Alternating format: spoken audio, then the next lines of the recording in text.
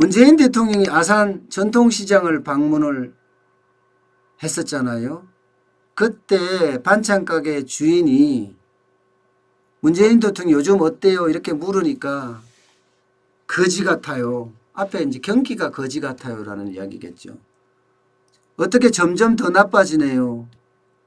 어떻게 된 거예요? 뭐 이렇게까지 이야기를 했던 상황입니다. 그랬더니 문재인 지지자, 뭐 문파라고 하나요? 뭐 문파라고 하는 게 정답이겠죠. 그리고 대깨문이라고 하나요? 뭐 대가리가 깨져도 문재인이라고 했나요? 뭐 이들이 그야말로 융단 폭격을 했습니다. 그 반찬가게 여주인의 신상털이를 다 하고 말입니다. 그리고 여기 안 가야 된다 이렇게 말입니다. 야, 제가 어제도 말씀을 드렸지만 이렇게까지 해야 하나. 전통시장의 반찬가게 주인이라 여주인이라 우리 누나 같은 사람이고 우리 엄마 같은 사람인데 거기에서 벌면 얼마나 번다고 현장에 있는 이야기를 그냥 서스럼 없이 친근감 있게 전했을 뿐인데 거기에 대고 물건 팔아주지 말라는 등 개념이 없다는 등 대통령에게 그런 말이 무슨 말이냐는 등 그러면서 저기는 절대로 안 가야 된다는 등 테러에 가까운 정도로 했다는 자체가 가슴이 진짜 많이 아파요. 가슴이. 저도 제가 국밥집을 해봤잖아요. 3년 동안 국밥집을 해봤습니다. 그런데 우리 집에 가지 말라고 뭐 인터넷에서 이야기한다면 야, 끔찍할 것 같아요. 저도 사실 제가 이렇게 유튜브 방송을 하면서 우리 국밥집에 왔다가 밑에 아주 악플들 많이 봤거든요. 그때마다 가슴이 막 쿡쿡 찔렀거든요.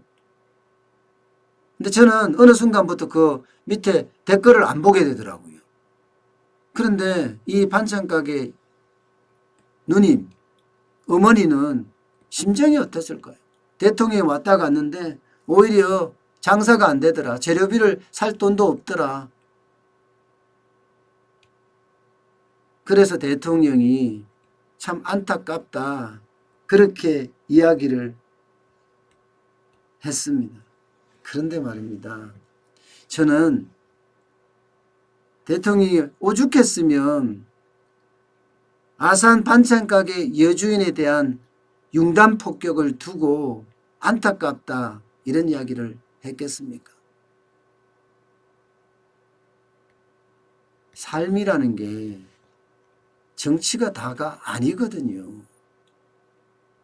삶다운 삶, 인간다운 삶 이게 더 중요한 거 아닌가요?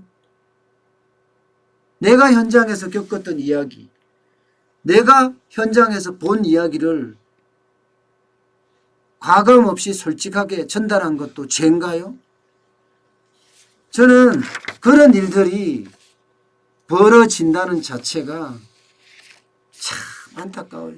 게다가 신상 털어서 그 아주머니가 무슨 죄가 있겠어요. 솔직히 그 아주머니 야채 장사하다가 그 어머니 그 누님이 야채 장사하다가 작년부터 반찬 가게 시작했대요. 그러면 얼마나 남겠습니까? 얼마나 벌겠습니까? 그것도 아산 전통시장에서 일하는 사람인데요. 단지 현장에 있는 이야기를 그대로 전했다고 저는 이렇게까지 하는 거에 대해서 참 악의적이다. 입에서 막 쌍욕이 나올 것 같을 정도예요. 해도 이건 너무한 거 아니냐.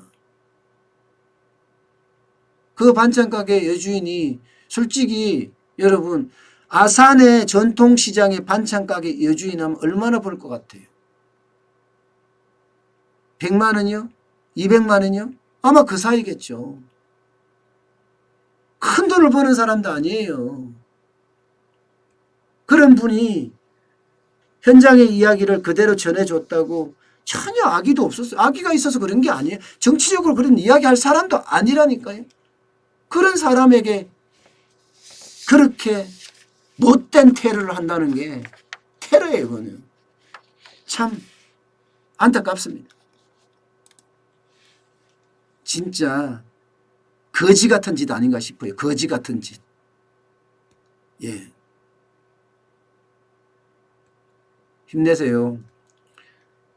그 반찬 가게 여주인 누님, 어머니 진짜 힘내세요.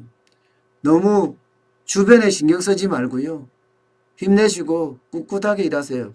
잘못하신 거 없어요. 진짜 현장에 있는 이야기를 제대로 잘 전달하신 거예요. 알아야 합니다. 그래야지 정책을 제대로 펴죠. 지금 정책을 못 펴서 문제가 생기는 거 모두가 다 알고 있는데 말입니다. 어쨌든 힘내시고 더 우울해 안 했으면 좋겠습니다. 장사도 잘 돼서요. 대박이 났으면 좋겠습니다.